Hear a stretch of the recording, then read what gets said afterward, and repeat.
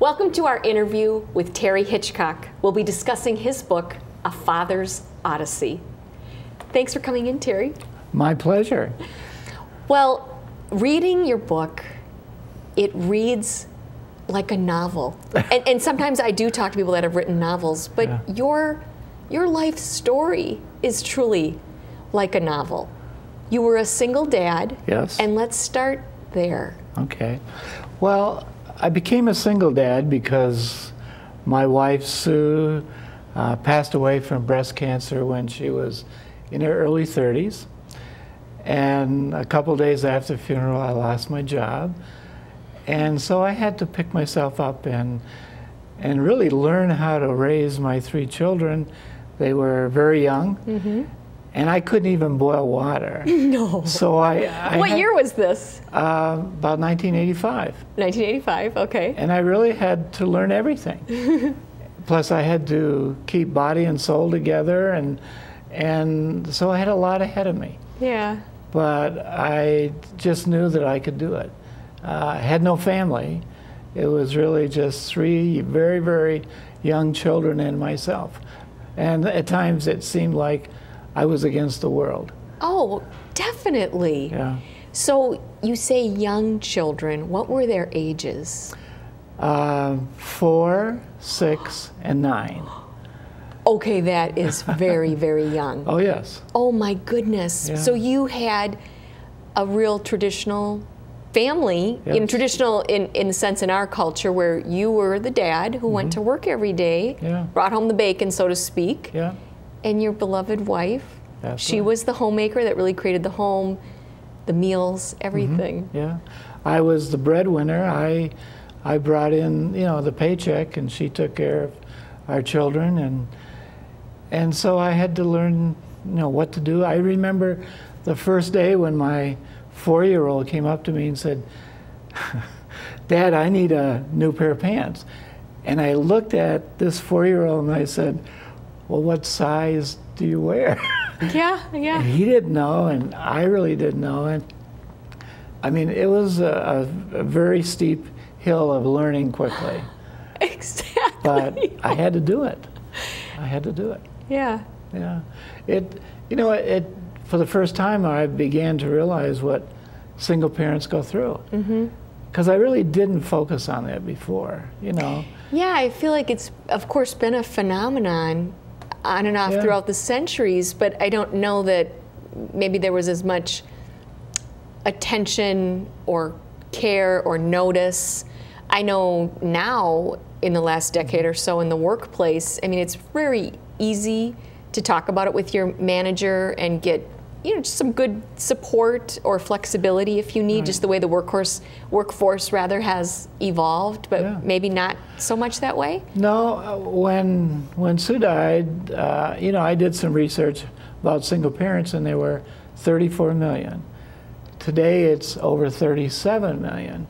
And I read an article recently where 1/4 of our children are raised by a single parent.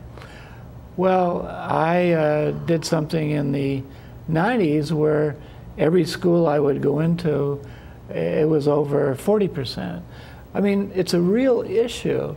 Yeah. And not everybody, just like me, a lot of people don't know what to do. And I learned that friends sometimes goes away, or they'll leave you because you're now different. Yes. And it's very sad. Yes, it's very lonely. You can fall out of sync. And I think, we all long for a community and to have that. And I'm sort of thinking of this metaphor that sometimes a parent will say when they have babies and toddlers. During that era, it can feel almost like a black hole because your baby and toddler needs you 24 hours a day. It is so vigorous. It is so intense. You kind of lose track of are the sports teams that are winning, and what's the latest fashion trend, and who won an Academy Award. I mean, you just absolutely don't have the luxury of paying attention to that. When did you come out of sort of your metaphorical black hole on just this time in your life? It seemed like I was in it for many years. I'm sure. Because I have 3 children. I have to somehow earn a living. Right. And buy them pants. Oh, yes. And learn what the others need. And well, how do school I do activities? Yeah. I mean, if they were in sports or acting in a play and you got to sign the permission slips. Oh, sure. And there was 3 different schools because of their ages. And I have to do breakfast, lunch, dinner. You know, I want to be a good parent. I didn't have a father. My father really was not part of my life. So whatever I had to do, I wanted to make sure that my children had at least a parent. Yeah. And so... And what community were you in? I mean, we're sitting down in the Twin Cities of Minnesota. I lived in Prior Lake. Okay. And Prior Lake, Minnesota, and Eden Prairie. Okay. First Eden Prairie, then eventually into Prior Lake. And so I had a house. I had a big house, something that I had, as I say, I earned it when I was in corporate America. Yeah. So now all of a sudden I have no bank account. I have no job with money coming in.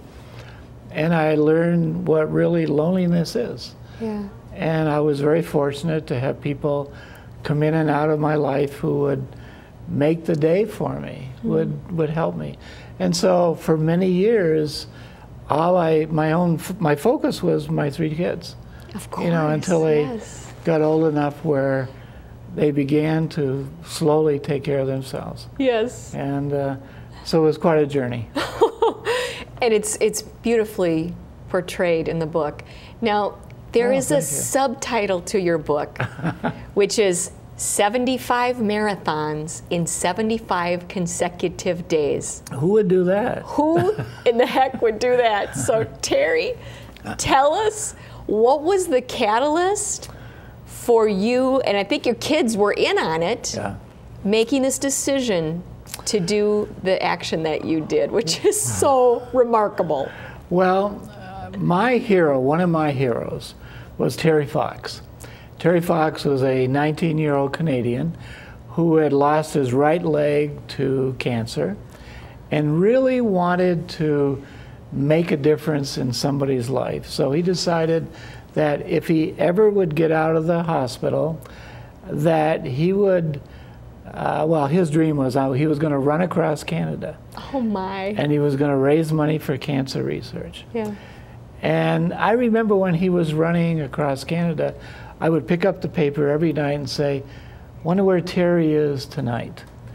And so it was quite a novelty to know that he was attempting the run. Yes. Now, I think a lot of people would remembe that. Oh, yeah. It was very famous. And sadly, about halfway across, the cancer that took his leg was now in his lungs. And he left the highway to go to this hospital to have x-rays, and they said, you know, the cancer is here, and you really can't go back. You can't continue. And shortly thereafter, he passed away. Oh. And I remember that, and I thought, I knew what single parents and their children were going through, because obviously I was experiencing it. Right, and at this point had for some years. Oh, yeah. So I thought, gee, I wonder if there's something I can do. I wonder if I can make a difference. And so... And is this a conversation you're having with your kids around the kitchen table? Yeah, we were. And my one son said, well, as a family, let's run to California. And I remember looking at my daughter saying, and her name is Terry Sue, and I said, Terry Sue, you couldn't even go a mile. And so we all laughed, and we just made it as a family joke, talking about, well, let's do something. And then my other son came to me one day, maybe a couple weeks later, and said, Dad, the Olympics are coming to Atlanta. Oh, 2 of my children were born there because I used to work for the Coca-Cola company. Oh. And they said, why don't we run to Atlanta to the Olympics? From Minnesota to Atlanta, okay. So I thought, well, if I turn the map upside down, it's all downhill, that would be easy. And so that was good strategy. Yeah.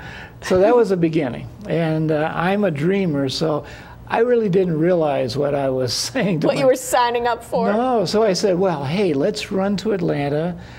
Let's do a marathon a day, or the equivalent, 26.2 miles, and never running a marathon in my life. No, that was going to be my next question. Oh, no, is never. were you? No, I did 2 10Ks and came in last both times.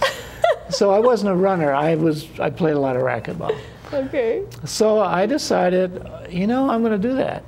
And I started putting a team together, and then I had about 100 volunteers. And this guy with white hair and a white beard, and I was 57 years old, not a runner, and I used to say I was old as dirt. I said, I'm going to do that. I'm going to run at least 27 miles a day, and I'm going to run to the opening ceremonies. That was my dream.